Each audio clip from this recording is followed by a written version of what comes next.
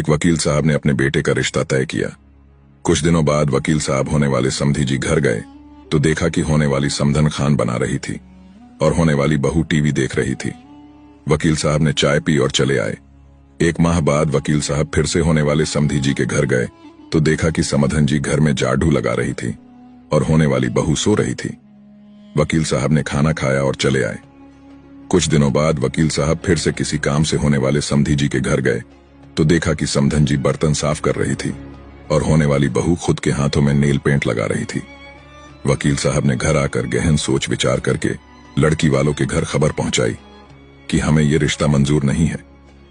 वकील साहब के घर वालों ने इसका कारण पूछा तो वकील साहब ने बताया, मैं होने वाले समधी जी के घर 3 बार गया और तीनों ही बार सिर्फ समधन जी ही घर के कामों में व्यस्त दिखी।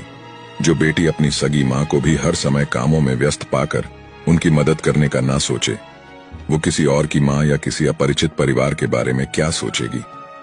वृद्धाश्रम में माँ बाप को देखकर सब लोग बेटों को ही कोसते हैं, लेकिन ये कैसे भूल जाते हैं कि उन्हें वहां भेजने में किसी बेटी का भी अहम रोल होता है। वरना बेटे अपने माँ बाप को शादी के पहले ही वृद्धाश्रम क्यों नहीं भेजते। इस बारे में आपकी क्या राय है, कमेंट में जरूर बताएं।